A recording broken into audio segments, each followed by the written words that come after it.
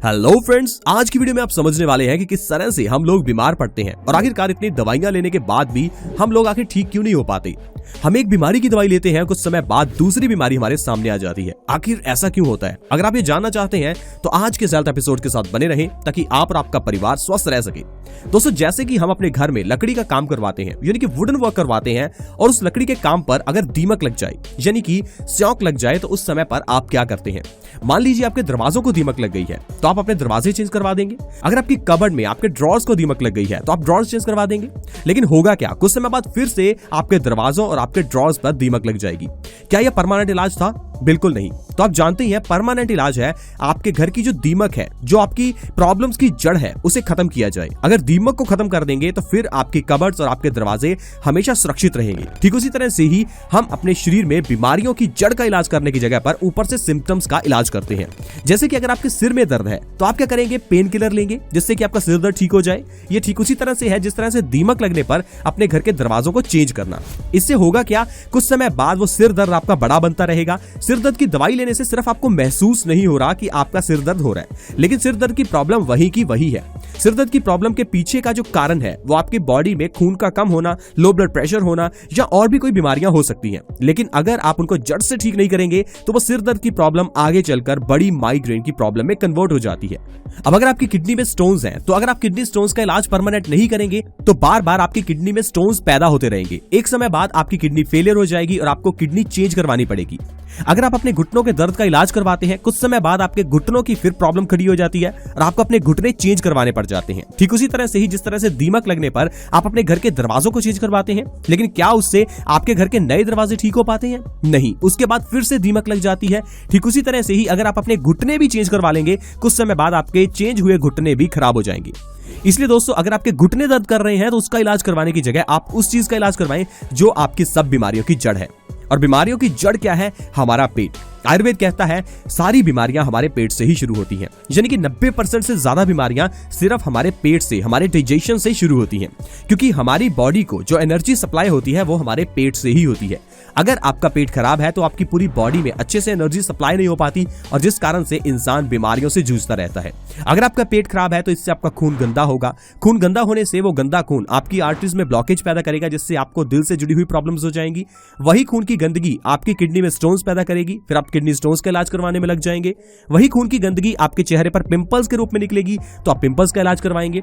खून की उसी गंदगी के कारण आपके बालों में ब्लड का सर्कुलेशन कम हो जाएगा, आपके बाल झड़ने लगेंगे तो आप झड़ते हुए बालों का इलाज करवाएंगे। कहने का मतलब है पेट की प्रॉब्लम आपके बालों का झड़ने का कारण, आपके दिल की ब्लॉकेज का कारण, आपके जोड़ों के दर्द का कारण बन सकती है। अब अगर आप अलग अलग बीमारी के पीछे भागते हैं तो वो इलाज नहीं है। इलाज है अपने पेट को स्वस्थ रखना।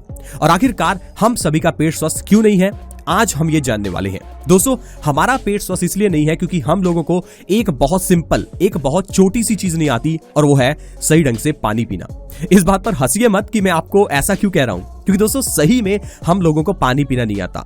हम इस धरती पर रहने वाले दूसरे जीवों की तरह ही हैं। इस धरती पर रहने वाले बाकी सभी जीवों को पता है कि पानी कैसे कब पीना चाहिए। एक इंसान ही है जिसे पानी पीना भी सिखाना पड़ता है।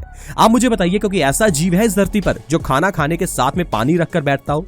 जाहिर है कि वो पहले खाना खाते हैं, कुछ समय टहलते हैं, उसके बाद वो नदी पर जाकर पानी पीते हैं। लेकिन हम लोग अपने खाने के साथ में पानी लेकर बैठ जाते हैं, उतना खाना नहीं खाते जितना पानी पी जाते हैं।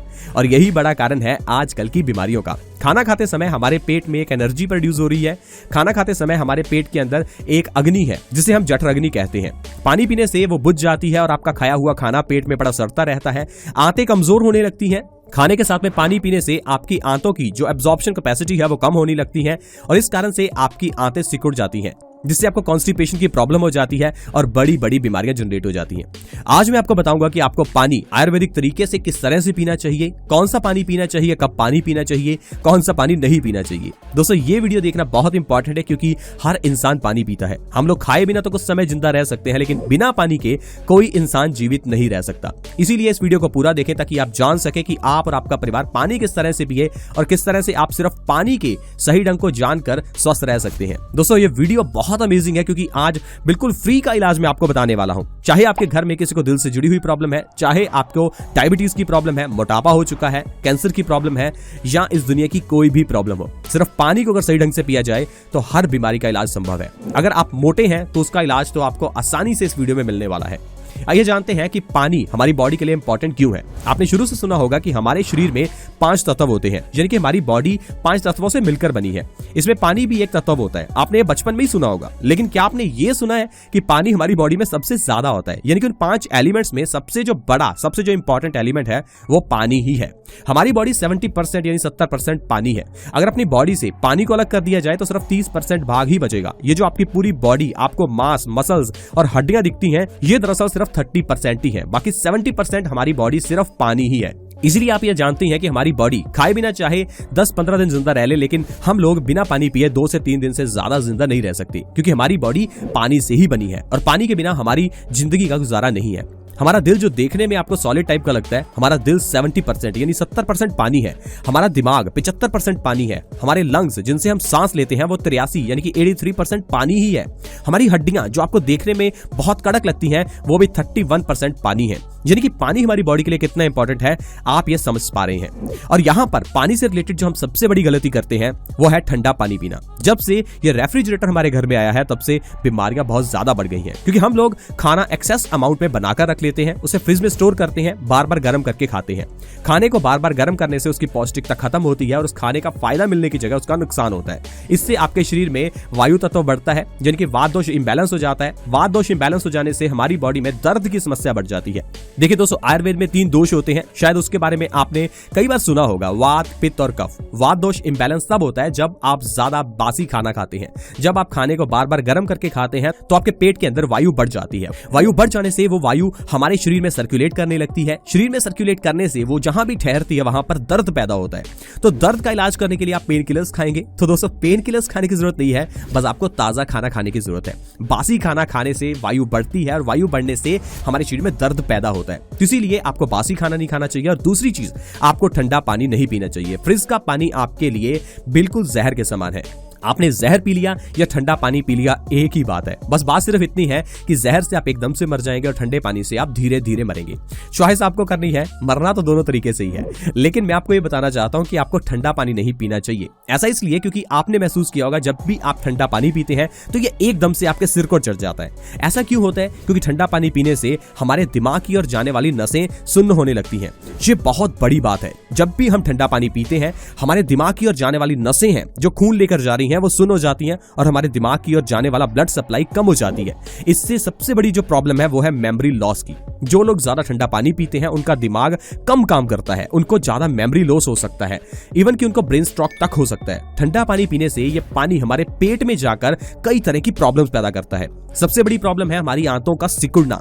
आप देखिए, हमारी आंतें जो हैं वो बहुत सॉफ्ट होती हैं। अगर आप अपनी आंतों के अंदर ज्यादा गर्म या ज्यादा ठंडा डालते हैं तो ये खराब होने लगती हैं। जैसे जैसे आप ठंडा पानी पीते रहते हैं ये आंतें सिकुड़ती रहती हैं।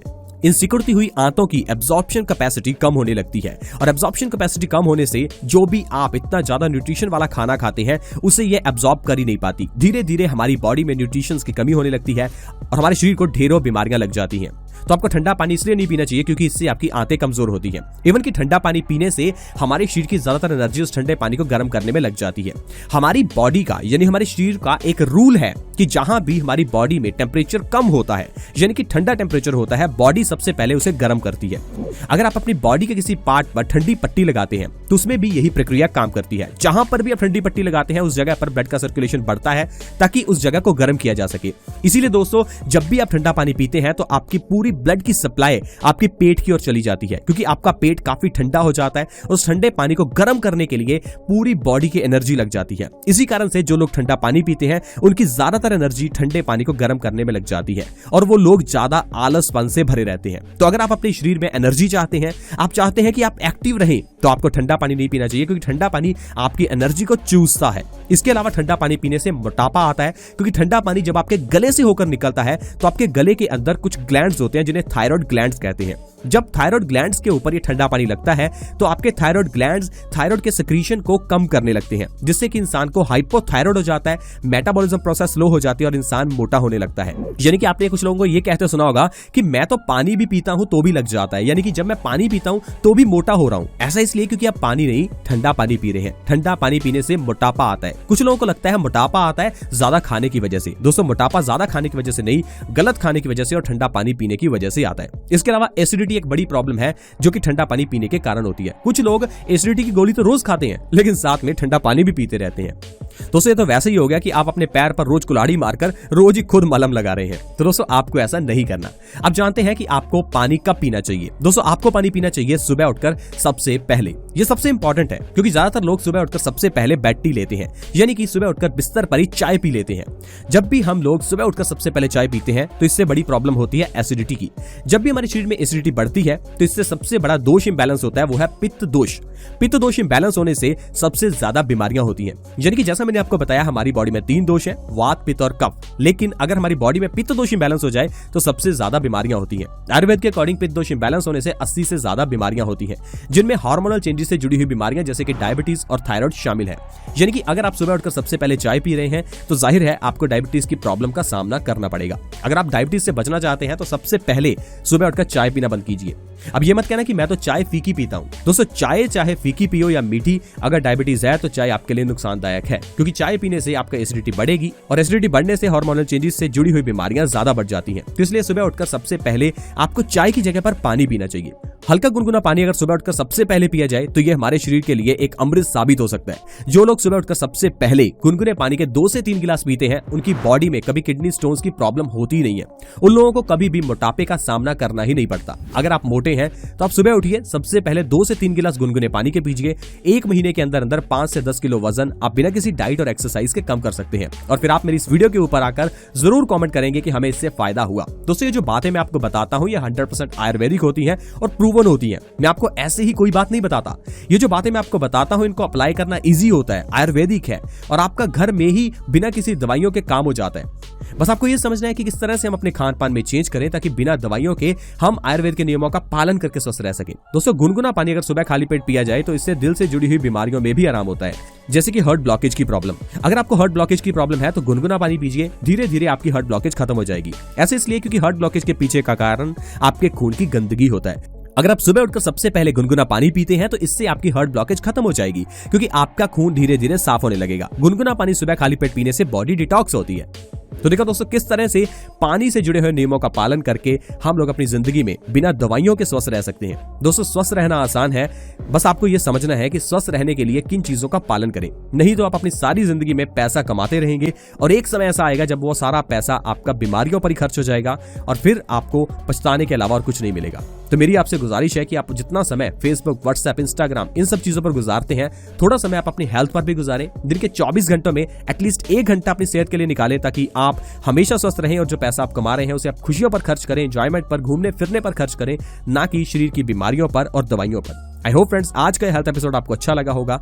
वीडियो अच्छी लगी तो प्लीज इस वीडियो को लाइक करें, दोस्तों के साथ शेयर करें। वीडियो को लाइक करने के लिए वीडियो के नीचे एक लाइक का बटन है, उसे दबा दें ताकि हम मोटिवेट हों और आपके लिए हेल्थ एपिसोड्स लाते रहें। See you in the next video, bye bye.